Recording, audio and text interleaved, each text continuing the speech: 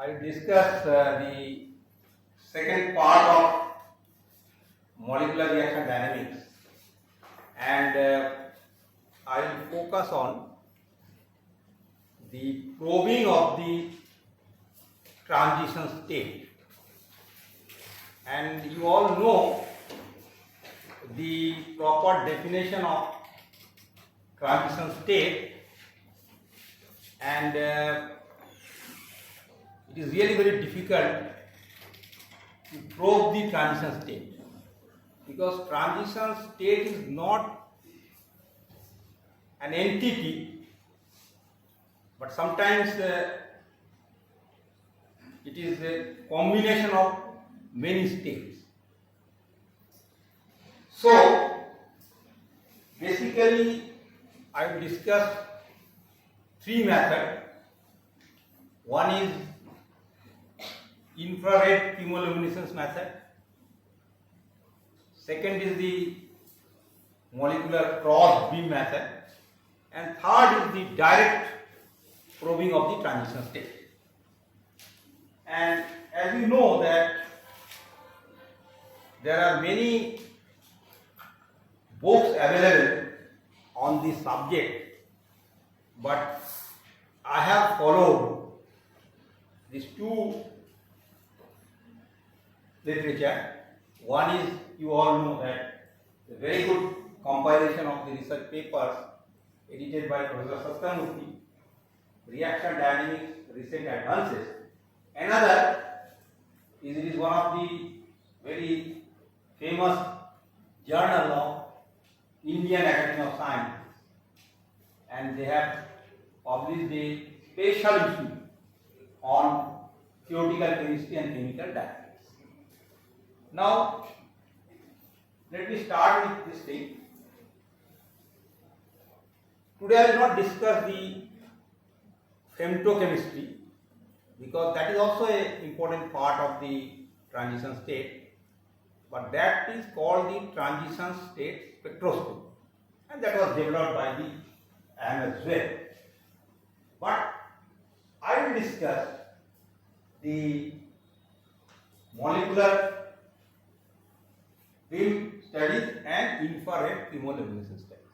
And you all know that three scientists, T.S. Lee, Polanyi and Hartman, were awarded Nobel Prize for this molecular reaction dynamics in 1986. And basically Professor T.S. Lee was responsible for molecular beam method, and Polanyi was responsible for infrared chemoluminescence method. And it is very simple method that, suppose there is excitement, and when that particular molecule excited in vibrationally excited state, that release energy, and that particular emission is infrared. So by measuring or monitoring that emission, one could detect the transition states and different types of population. So that is called the infrared chemoluminescence method. And that is, this is the original one of the research paper, and this full paper is based on that infrared chemoluminescence. So let us start with this method, because whenever we talk about this transition state, you all know that it depends upon the potential energy, and another important thing is that potential energy surface. And potential energy surface, you all know that this is actually when this potential energy is dependent or function of different types of nuclear coordinates, maybe bond length, bond angles and other things. But sometimes what happens, in order to determine the probing of the transition state, we have to depend on, sometimes it is called the hypospherical coordinate. Two types of angle must be considered. So let us first consider that simple infrared chemoluminescence method. And this method is very common, and this is the first reaction studied by the Kallol and it is very important for the examination point of view also. And it is very simple. If you want to study the reaction between hydrogen iodide and Cl, so naturally hydrochloric acid will be formed and iodine. And fortunately, this reaction is exothermic reaction. It's a large number of energy regarding minus 133 kilojoules is involved. And you all know that very less energy is required for breaking this bond of HCl, whereas the bond dissociation energy of HCl is very high. So if you want to calculate the total change in the bond dissociation energy, so we have taken this type of thing. So for that, you have to understand the different types of energy changes, right?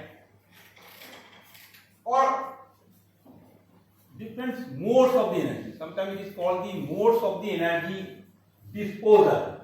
What about the energy for the vibration of the HCl? What should be the energy of rotation of the HCl? What should be the translational energy between this recoiling of HCl and iodine? So unless until we monitor the mode of disposal energy, then of course the transition state can be probed. For that, we need that what is the distribution of energy among these three different types of mode. That is the most important point. Now if I plot a graph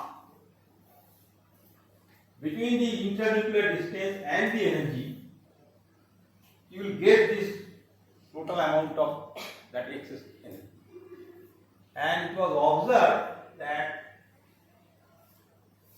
when this molecule is excited, and that excited molecule of HCl, because that is the final product, that will release the energy or radiation, and that radiation is in types of the infrared radiations. And if we monitor this radiation, there is chemical reactions and emission. So we can calculate the relative population of the various excited states. And in one term, that is called the energy disposal. Now if I take plot, suppose this is internuclear distance in terms of Armstrong,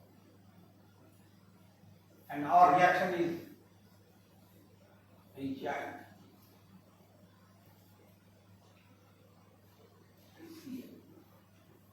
These are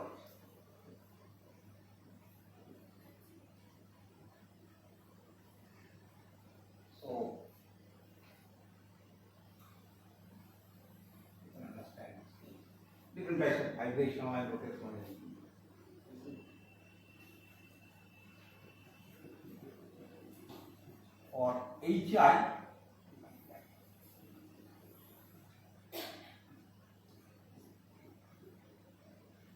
and for HCl,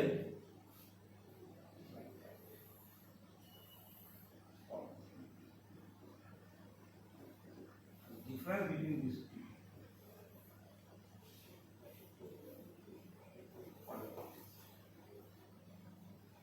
minus 1. That is the structure of this elimination.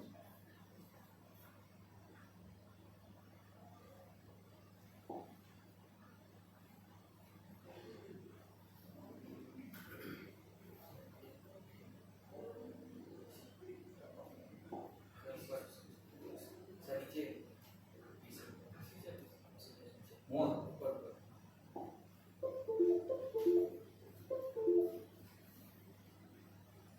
Now when we Now, first point is there that there is a vibrational excitement and that energy is released.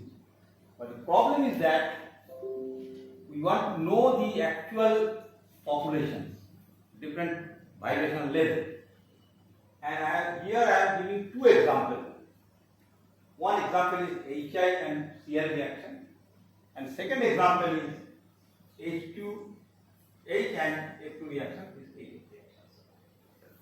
So here, this side is called the distribution of the populations, and this side is vibrational state.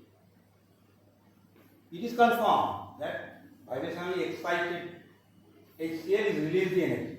But the question is that how that vibrational energy is distributed, and it depends upon the different vibrational state. And that was studied by this Polanyi, and this is also studied by the Polanyi. But there are two different types of reactions. Of course, infrared chemoluminescence method. So, and that side it is called the distribution of the population. You see, when there is zero vibrational state, the distribution is very less. In 1, 2, slightly higher.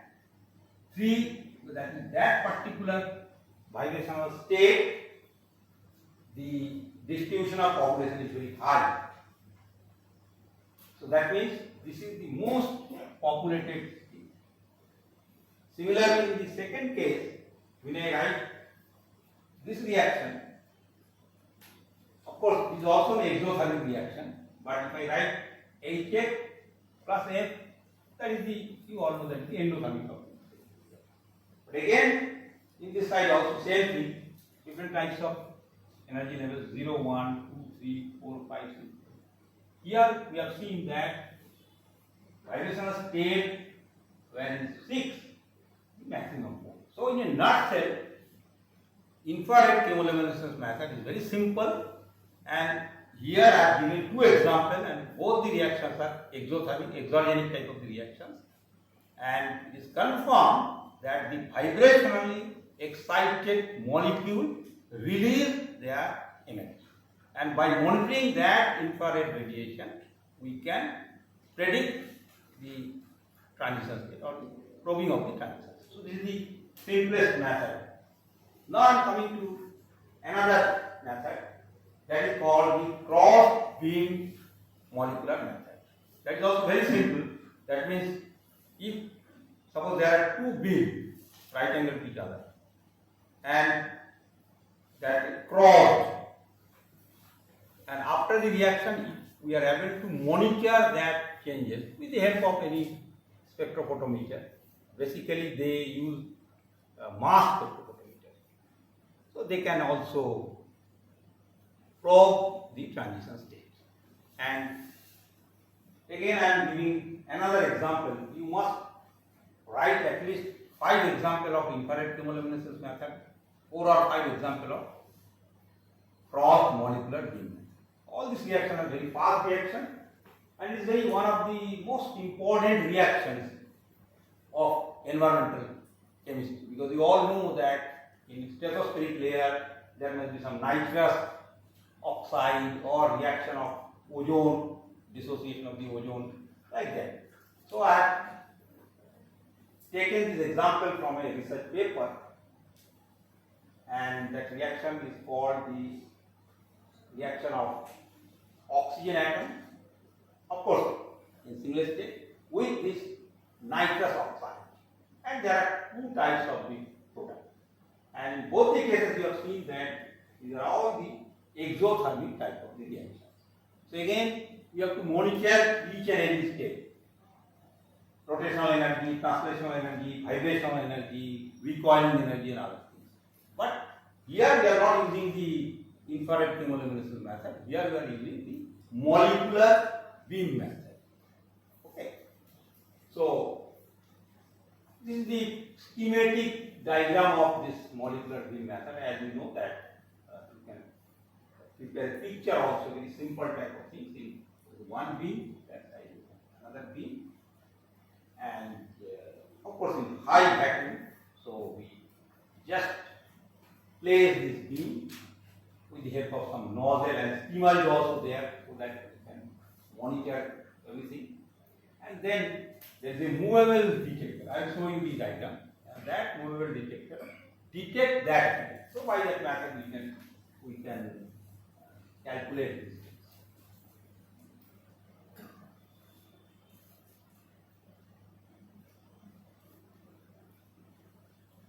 There are many schematic, diagrammatic diagrams are available, and by that method we can understand. I will show you the actual picture of this machine, but you can understand what is the mechanism of this method. One beam, another, just a right beam, and that detector is movable. And sometimes we can use the steamer and polymeter and other things. Very high speed. And by recording a speed distribution of each angle, the complete velocity distribution can be measured. And if you want to see the original picture of this type of things, again it is also a movable things, but this is actually original. A picture of Rydberg dragging cross molecular beam. So very complicated type of apparatus. But we have to understand only the basic theory of such type of things. So, and there are, I told you that at least you should write 3 or 4 or 5 examples of such type of things. Probing of the transitions. So K plus I reaction, Ki I reaction, K plus CH3I reaction. There are so many types of reactions, and again I am taking from some research paper because these are all research oriented topics. But for the M.Sc student, you must know the principle of this method, and you should write at least 2 or 3 examples is the method: infrared chemoluminescence method and molecular beam experiment method. Now,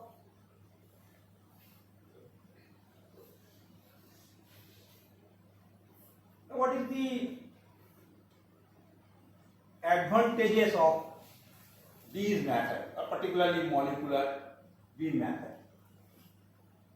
Because you can control the speed of your beam, and if you control the velocity of that beam, so you can definitely control the energy, because you know that the collision energy or the types of the collision is based on the velocity.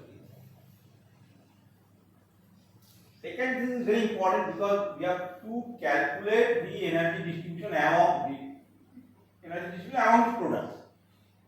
So that is also important, and there is a movable detector, very high mass spectropotential. So one can examine the product yield as a function of the angle through which the products are scattered.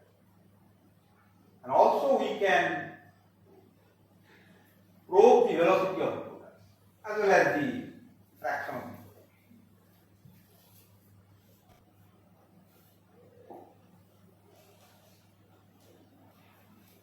Very simple thing. Take the F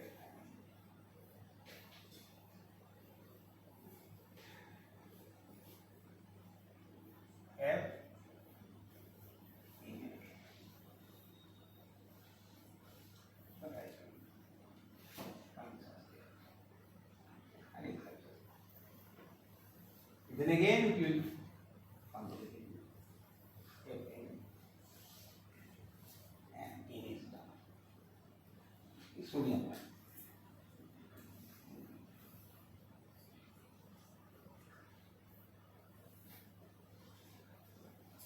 Or just you use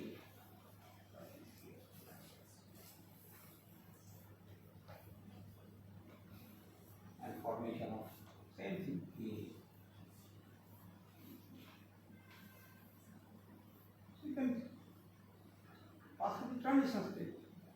then excited it by molecular beam method or any type of laser process.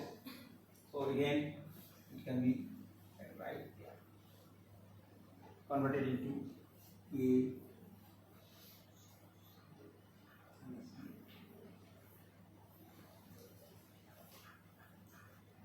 now this comes the excited.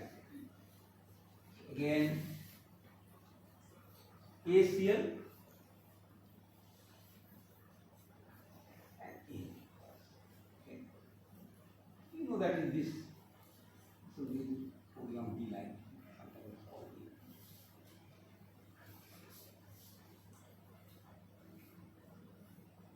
Very simple. There are so many examples like 8 plus D2 type of the things. A or Na, AB, we are two reactions. So many types of things. But the most important point is that when you plot a graph between potential energy and that we can. So such type of different types of D lines is plotted.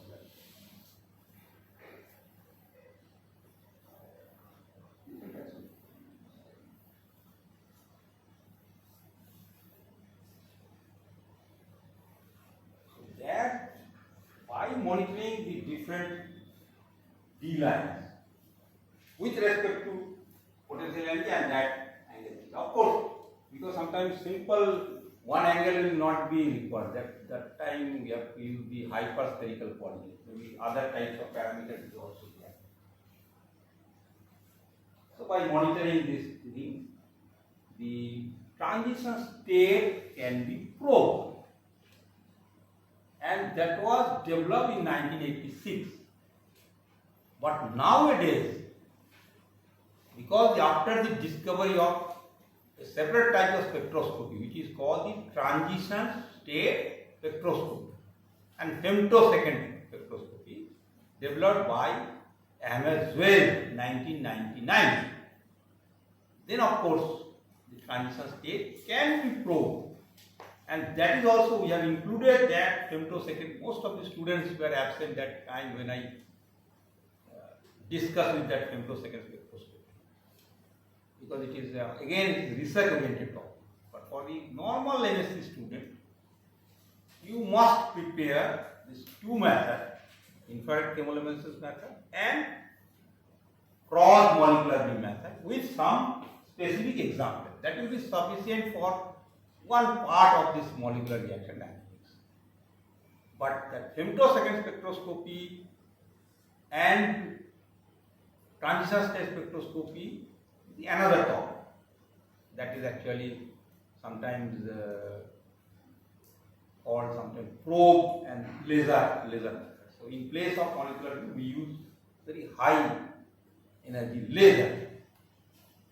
So that is called the femtosecond spectroscopy.